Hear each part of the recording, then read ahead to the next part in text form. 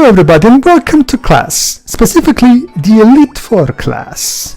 Professor, we've been trapped in this building for 3 days. Please let Shut us up! go. Shut up! You will not get out of here until you pass. But What kind of talking studio is this? all you feed us are the carcasses of the dead Pokemon of the last trainers that were here. Welcome to the Elite Four class. So, today's multiply damage. If the moves and the Pokemon's types match, damage is multiplied by 1.5. If the move's type matchup is good against both of the target's types, damage is times 4. For a critical hit... How much would it hurt this? How much would it hurt this guy's feelings if he knew that nowadays we can just find all this info in Bulbapedia easily? Yeah, that's what I'm saying, Joel. But remember, this was before Bulbapedia. So, actually, there are two other multipliers that may also be applied. Let me explain. Number 1, the weather. For 5 turns after using Sunny Day, the power of Fire-type moves is 1.5 times. Likewise, for 5 turns after using Rain Dance, the power of Water-type moves is multiplied by 1.5. I think around this time there was only these two. It was Gen 3 introduced Hailing and Sandstorm. Well, actually Sandstorm. no. There you go. 3 moves change the weather: Sandstorm, Sunny Day, and Rain Dance. Don't worry, these weather conditions will not double or triple. Let's see what happens to the damage multiplier of 12 if these occur. The multiplier is 12 times 1.5, which will be 18. So, with the right conditions, a move could inflict times 18 the usual damage. Yeah, Gen 3 I think introduced only Hail. Number 2. Held items. Certain items like Miracle Seed or Charcoal boast specific types of moves times 1.1. This multiplier also applies to the combined damage, including the weather. What a steal. Exactly. Fascinating. Exactly. Very, very simple. There are also items that affect only specific kinds of Pokemon. For instance, Light Ball doubles the power of Pikachu's special attacks. Thick Claw doubles the physical attack power of Cubone and Marowak. And then there are later moves which pretty much trivialize all that. Yep. Again, I almost feel bad for this guy in hindsight. Gotta teach me What what about you you, had. Gio? Let's see how the combined damage multiplier works. Consider in case which a Pikachu holds a Light Ball. If Thunderbolt hits the weak spot of the Water and Flying type Gyarados... Here it comes, and there it goes. Kaboom! The damage is multiplied 24 times! Pikachu looks very confused. Wow, that suddenly is extreme. So be wary of these 3 Pokemon. Pikachu, Cubone, and Marowak. They're the only Pokemon in Gen 2. things is not like the other. Okay, so here's the question. Which item doubles the physical attack power of Cubone? We just went through this. Rage Candy Bar. That would be fun. Gee, I wonder. It could be anything. Yeah, of course it's Fit Club. Indeed. So yeah, Pikachu, Cubone, and Marowak in Gen 2 are the only ones that can have that damage be multiplied up to 24 times. Do you support I know moves? why they did it for Pikachu, but I forget why they did it for Cubone and Marowak. I guess it's thematic, because it's cute on being thematic. I don't know. I mean... Yeah, it is weird how exclusive it There are can 2 be. types of support moves. I mean, One heck, is that- Marowak is literally an evolution of Cubone, so, like, I don't even see the point. Like, for Pikachu, it's obvious. People realized the markability of Pikachu, so they wanted to find a way to make it comparable, if not better, than Raichu. Anyway, there are... Cubone and Marowak, I guess gimmicky because they hold bones in their paws? Anyway, there are 2 types of support moves, ones that are work regardless of type matchups and ones that are affected by matchups. For example, these moves will work on any type of Pokemon. There are other exceptional moves besides these, so please do be careful. For example, Confuse Ray. Confuse Ray and the like. There are also support moves that are affected by type matchups. Depending on the Pokemon's type, these moves may not work at all. For example, Thunder Wave will never have any effect on Ground-type Pokemon. After all, the type matchup for an Electric-type move on a Ground-type Pokemon is the worst. It won't have any effect. In a similar fashion, the Poison-type support moves Poison Gas, Toxic, and Poison Powder have no effect on Steel-type Pokemon. There are other support moves of this nature. Yeah, getting a Steel type to be poison is actually very hard. How do you tell these two kinds of support moves apart? Look at the message that appears if a move doesn't work. It could say, it didn't affect Pokemon, or it doesn't affect Pokemon. Do you know the difference between present tense and past tense? Yeah, basically. If it didn't affect Pokemon, appears your move was not affected by the type matchup. It just failed. If it doesn't affect Pokemon appears, your move is affected by the type matchup. It will never work on that type of Pokemon. I'll admit, that is actually a nice little tip there, the fact that the actual wording does matter in that extent. Thunder Wave is ineffective against which type of Pokemon? Ground. Anyone who's seen the anime could tell you that. Of course, No. According to the anime, it's. According to anime, Pikachu just needs to try harder. Because okay. To be fair, Pikachu had to be illegally enhanced by that method that Brock's father used.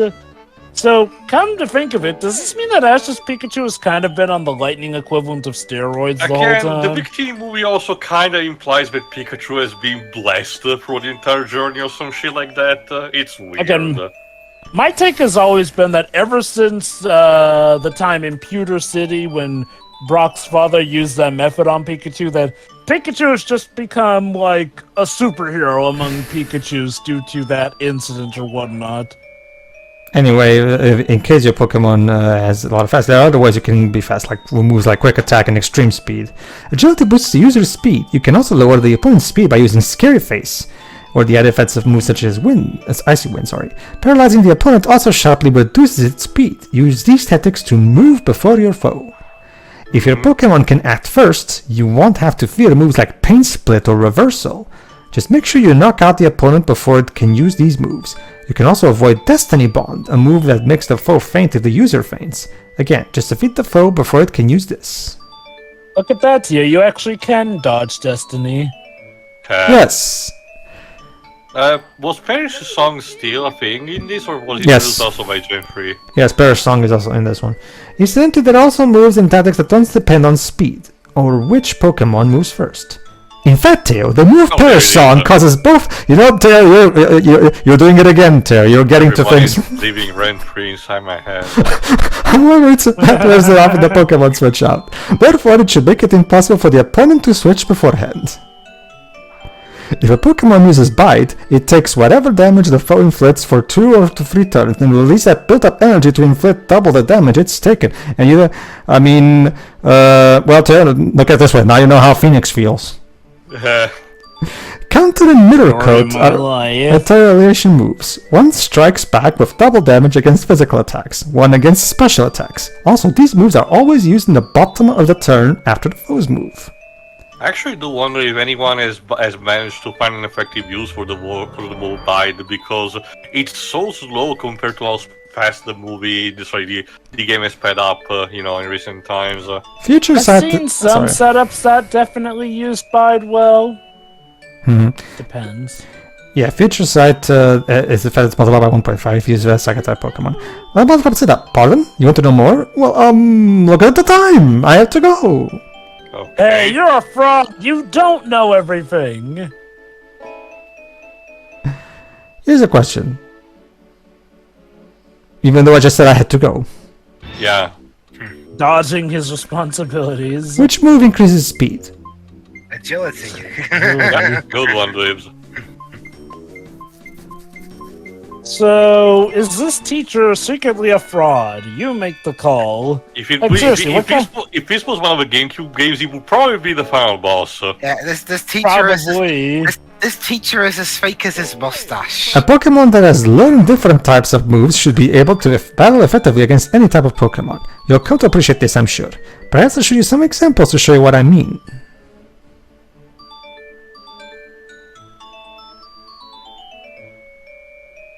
Yes. Yes. Are you sure? Anyway, number 1. Teach a Pokemon a move it hates. Try teaching your Pokemon moves that they themselves are vulnerable to. For example, take a Water-type Pokemon that is weak against electric moves. A Starmie, perhaps. We'll teach you the electric move, Thunder.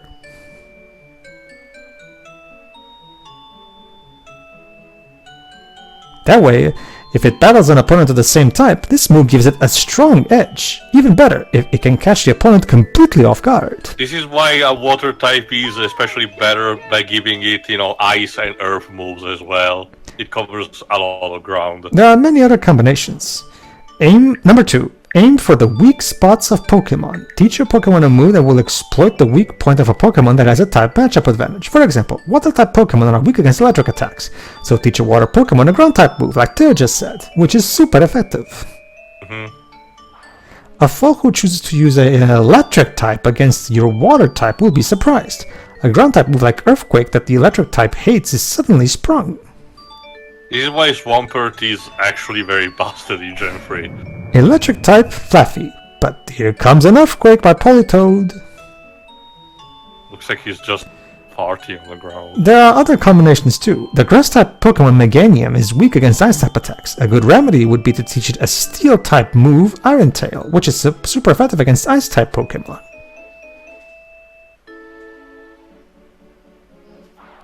The Dark-type Pokemon Umbreon is at a disadvantage against Fire-type Pokemon, so teach it a Psychic-type move like Psychic. Fire-type Pokemon are weak against Psychic-type moves, correct? Using these kinds of methods, it may be possible to take on a Pokemon that has a type advantage. At least it never hurts to try. Okay, now let's see if you were paying attention.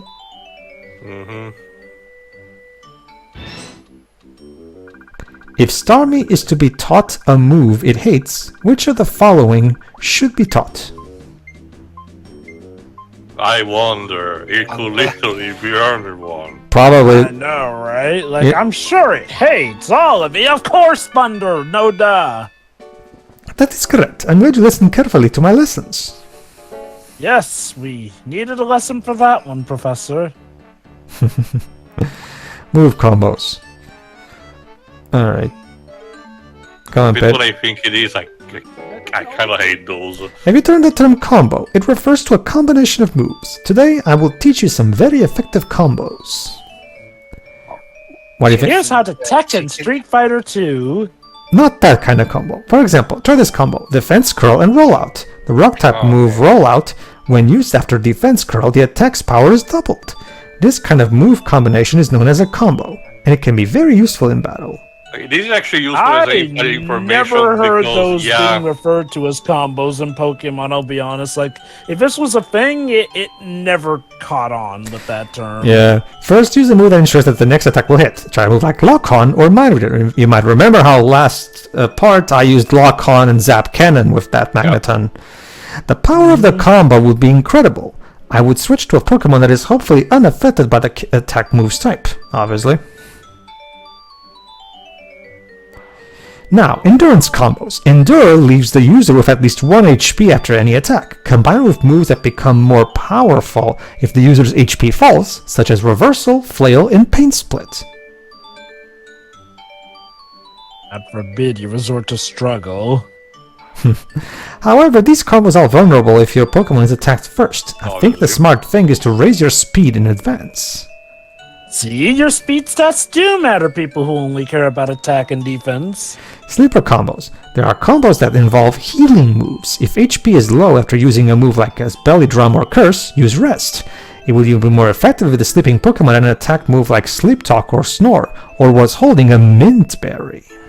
Slacking actually will use this kind of tactic in Gen 3 too. So they were actually preparing for having a representative of these. Nice. Indeed. But yeah, I guess combo is the literal translation of the Japanese dialogue, and that's why it's called combo. Start with a move that inflicts damage every turn, such as Toxic or Sandstorm. You can also create combos using moves like Mean Look, Wrap, and Whirlpool. The last half of the combo could be what? Loud blowing.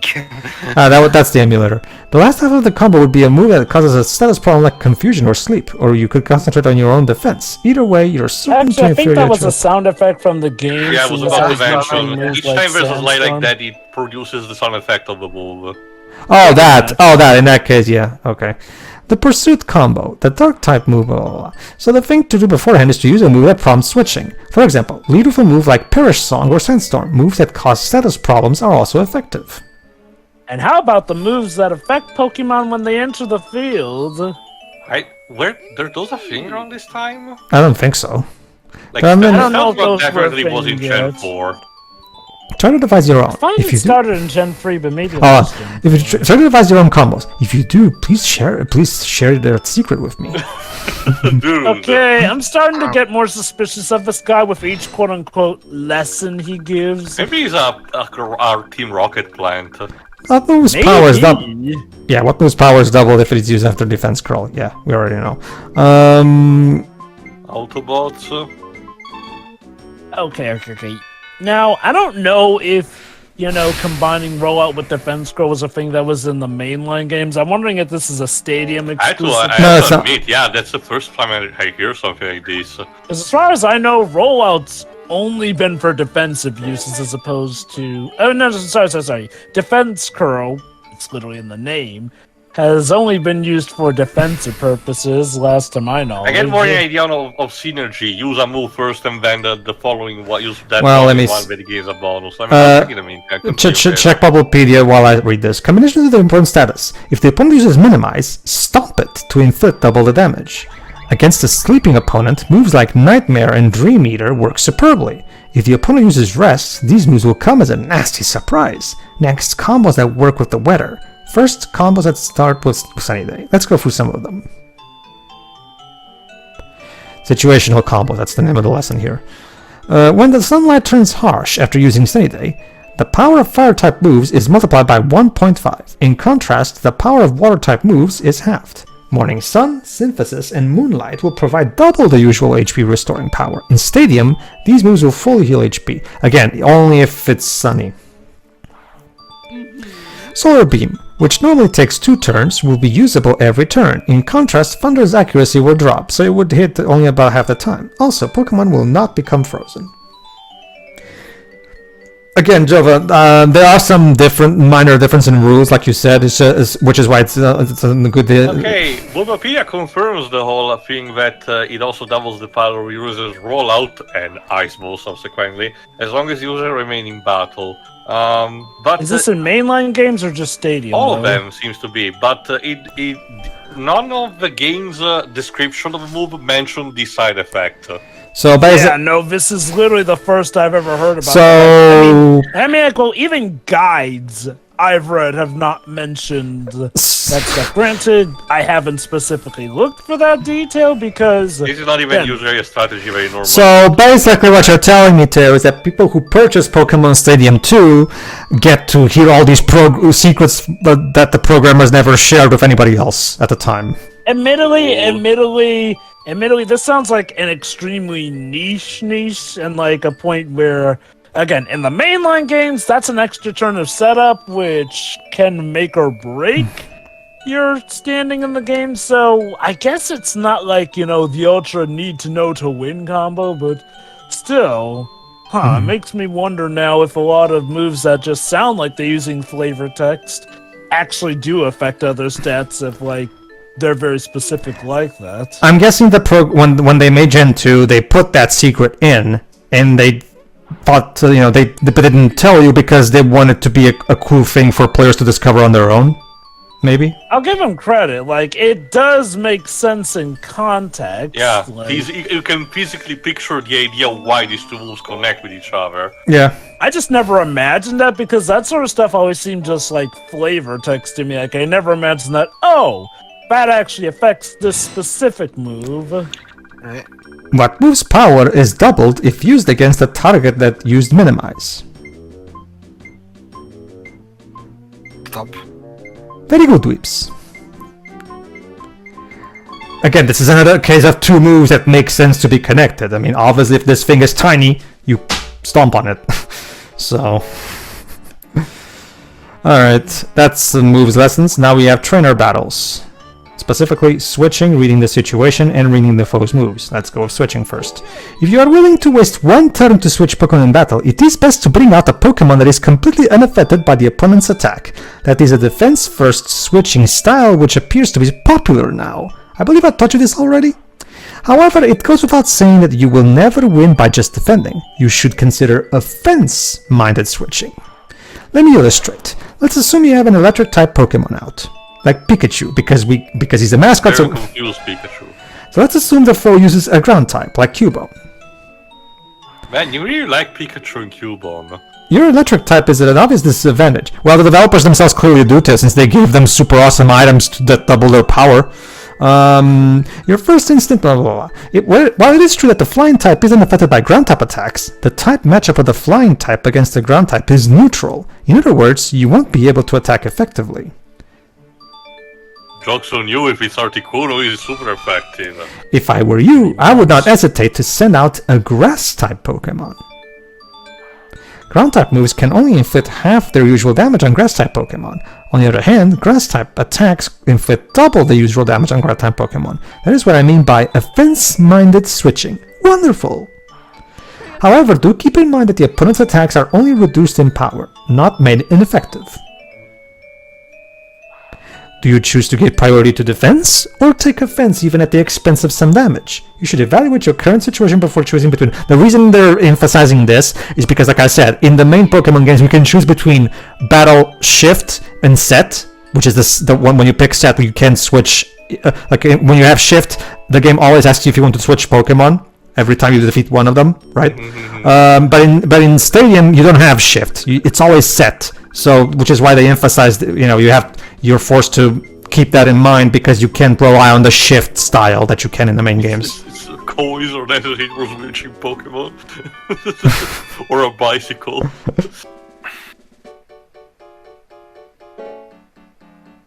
Alright, reading the situation.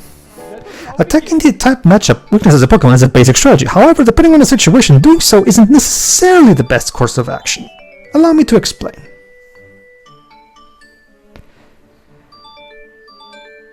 For example, consider a battle between a Tauros and a Mantine. Normal versus water flying.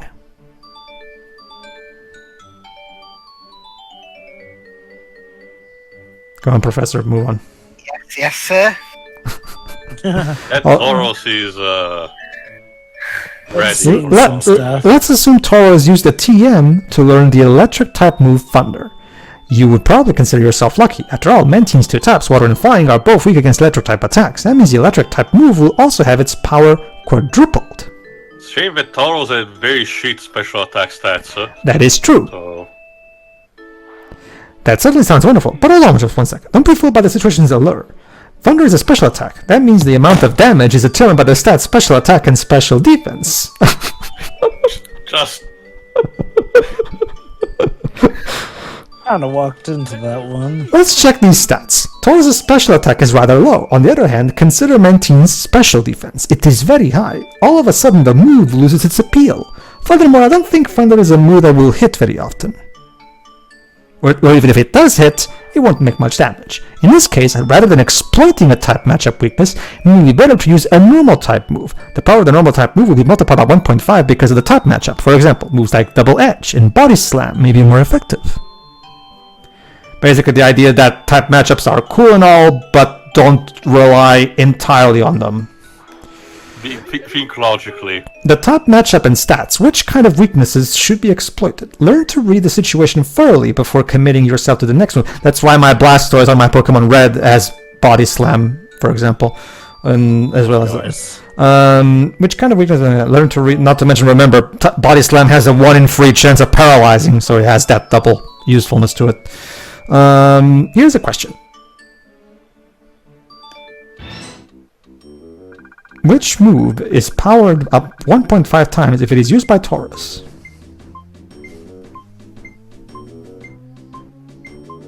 Avalanche. Yep. Okay, that's it.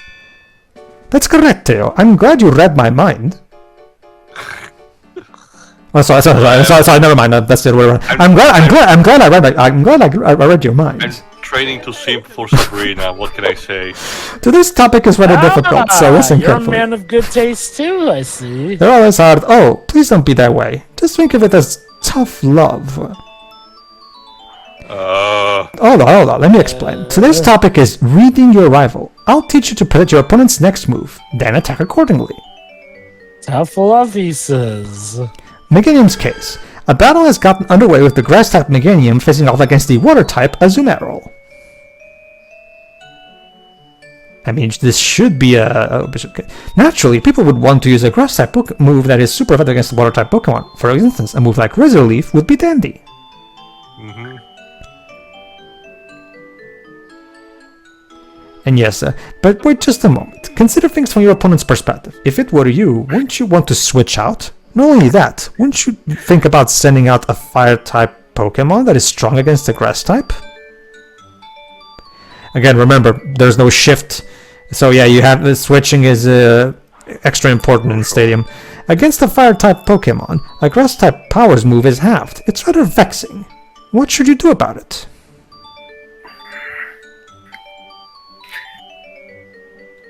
Die. I don't know. Guess I'll die. Oh well, I can't win this Pokemon game. I guess I might as well commit suicide. Oh, I would use a normal type. Mandraps, that's dark. Water type and fire type. In other words, a move that would be just as effective whether the opponent switches out or not. For example, I would use a normal type move such as Body Slam. No one else is saying anything, so Okay. That means the situation is offered the ideal where the Pokemon is supposed to be in advantage. Against most Pokemon types, a normal type move's damage multiplier is 1, so if you want to be sure to inflict damage, a normal type move works quite well. Let's look at Feraligator's case. Suppose you have sent out the water type Feraligator. Your opponent has led with the fire type Rapidash.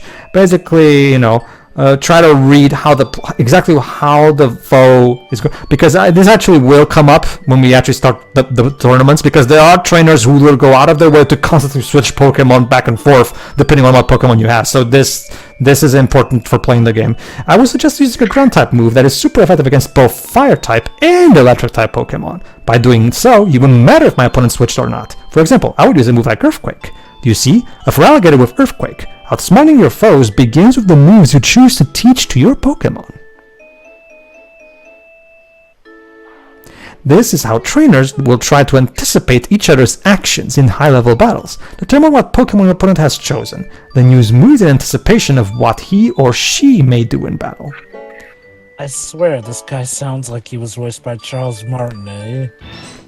It's probably Ted Lewis, because I seriously doubt they got a second actor to do them. Which normal I'm type? pretty sure we confirmed that it wasn't Charles Martinet, but it sounds so much like him. I mean, we know Ted Lewis is doing the announcer. As for I wouldn't be surprised. There's no other voice actor credited in the credits. I can tell you that. So maybe they just got Ted to do it. I will say this though. This sounds way different from Ted's usual stuff. Actually, you ever noticed a Pokemon holding an item where even though you can never get one to it? Actually, some wild Pokemon are already holding items. In very rare cases, they may even be holding exceedingly rare items. For example, my own experience tells me that about 1 in every 4 wild Clefairy holds a mystery berry. There you go, everybody. That's how the programming works. 1 in every 4 Clefairies. In very rare cases, a wild Clefairy may be holding a Moonstone. Wouldn't that be wonderful? I certainly would like to use Thief on it. Also, a Pokemon that is traded from red, blue, or yellow into the world of gold and silver will always be holding an item of some sort. What a great deal. Yeah, that is true. I actually did that myself back in the day. So has anyone here actually traded their Pokemon all the way up from Gen 1 to the current gens? Via Pokemon Bank? No, not me. The item differs from Pokemon here. The item a wild Pokemon prefers won't change. Let's say you catch a wild Nidoran female and evolve into Nidorina or Nidoqueen. The evolved forms will still be holding the same item as the unevolved Nidoran female. Its idle item will always be TM43, Detect. Kind of a weird item for a Pokemon to be holding, but okay. I mean, it's a man-made thing, but whatever. If you catch a wild Nidorina, its alt item won't change if it evolves into a Nidoqueen. The item it holds will still remain the same as for Nidorina, a berry. There are also items that are held only by specific Pokemon. For instance, there is an item that is held only by Wild Kadabra in the yellow version. Yeah, that's basically the developers telling you, experiment, bring out all sorts of Pokemon from Gen 1 to see what items they'll hold. Before I finish, I have to tell you about items that are useless against held by specific Pokemon. One example is Light Ball. This item doubles the power of special attacks, but only if it is held by a Pikachu. Yeah, and the Fit Club is for Q and America. We went through this. Deja vu. So yeah, that's the basic gist of it. Experiment with Gen 1, trade in some Pokemon into Gen 2, and see what items they're holding. I wish I had one. Here's a question. A wild Clefairy may be holding an item other than Mystery Berry. What item is it? Moonstone. Stone. Mm-hmm. Pokemon, yes, Clefairies are actually moon aliens. So, according to the anime at I'm least. pretty sure that's Rayquaza. Well, does Rayquaza live on the moon? No, remember, he flies in the ozone layer. Notes on eggs. As you know, Well- if you leave a male and female Pokemon of the same egg group at a daycare, you might come back to find an egg. Let me tell you a few additional things I know about eggs. If you're wondering why your Pokemon have not made an egg, go out into the daycare's yard to see how well they are getting along. Or you can just go to the library in this game and check which Pokemon mate with which. Or, like I said, Bulbapedia. There is a possibility that you might find an egg if your Pokemon appears to care for Pokemon, is friendly with Pokemon, it shows interest in so even though they're just friends, they still fuck for some reason. An egg will never be found if your Pokemon has no interest in Pokemon, or it's brimming with it's brimming with energy. Shouldn't brimming with energy kind of allow it to make an egg all the more easier? It's all bullcrap, Professor. Look, I'm not the one who programmed the way the eggs work. I just teach Hey, it. look now. I'm sure if I'm brimming with energy, I gotta make sure to have protection, otherwise I've got another son. Anyway, let me tell you about a big secret. A Pokemon hatched from an egg may know moves that wouldn't know otherwise. If you place a baby Pokemon, inherit moves from their male parents. My, eggs are so strange. These oddly inherited moves are known as egg moves. An egg move is a move that a baby Pokemon has inherited from its male parent when it hatches. The egg moves that a baby Pokemon can learn depends on what kind of Pokemon it is. If the male parent knows the same kind of move, the baby Pokemon will already know the move when it hatches. If you teach egg moves properly, you could breed a Horsey that knows Octazooka. For example, you'll be able to see a Hoppip that knows Payday. I mean, these moves aren't exactly very useful, but they're there. Does that surprise you? Cool, ain't it? Why don't you go to the library and check the egg moves that various kinds of Pokemon can learn? Yeah, that's the thing. If you go check all the egg moves on the library, they're not, in my opinion, they're not really worth the trouble because they're not really that much useful, cool moves that you can somehow teach to certain Pokemon that would could have it. Honestly. If I recall correctly, back when this game came out, I think at that time, it was, they were some of the more, oh my god, I never expected this Pokemon to have it sort of advantage. Okay, it would be easy to find an egg between the male and female of which kind of Pokemon? Tamed. Same Pokemon. Well, yeah. Well, it is true that Pokemon don't necessarily have to mate with the same kind. It is more likely that it'll produce an egg under those conditions. To be fair. Unless you're Ditto. Ditto is a town bike. Well, Ditto is basically the town whore. So whatever. It's because Ditto can literally shapeshift into whatever anyone wants. You must score 8 out of 10 to pass this test. All right. Speaking of which, If the opponent is a ground-type Pokemon, which type should be switched out for the best advantage?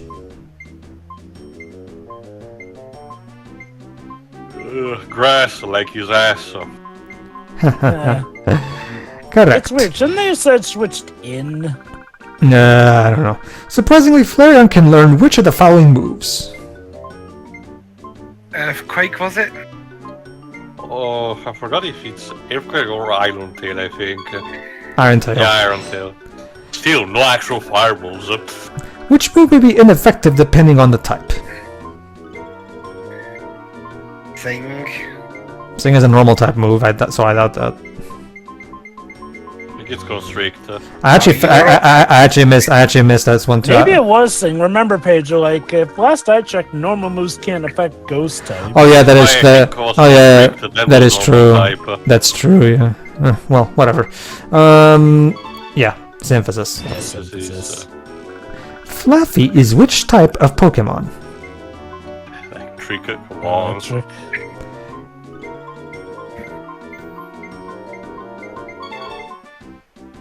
Next, question number 6. Think hard. May make the foe flinch. Hold. What item is this? I think it's King's Rock? Forgot actually this one. I forgot it too. Sorry. Which move is especially effective after using Rain Dance? Under. Yep. Yeah. It will always hit. Storm Beam is instead if it's heavy, Sunny day. heavy sunlight. Yeah. Which move can be learned by Electabuzz? Ice Punch. Yep. This is all the way. This is all the way back to Gen 1. Yeah. Mm-hmm. Next, question number 9. Which egg move can Hoppip learn? Heyday. Yeah, we already talked about this. Yeah, we actually had this as an example. Most of these questions are actually related to the lessons themselves as well. So, all right, here's a good. If the user faints, the opponent also faints. What move is this? I think it's Destiny Destiny Bond. Bond. Yeah. Very good. All right, that's it. I will now announce your score. 7, you failed. Nope, 80. You qualified. Splendid. There you go. We got all the written tests done. Now just one more. Now we could just do the more advanced skill tests, and we will officially graduate from Earl's Pokemon Academy. So tune in for that. So tune in for that, everybody, where we finally graduate and we'll be finally ready to tackle the actual props. Actually, this book is cool. Yes. See ya. See you then.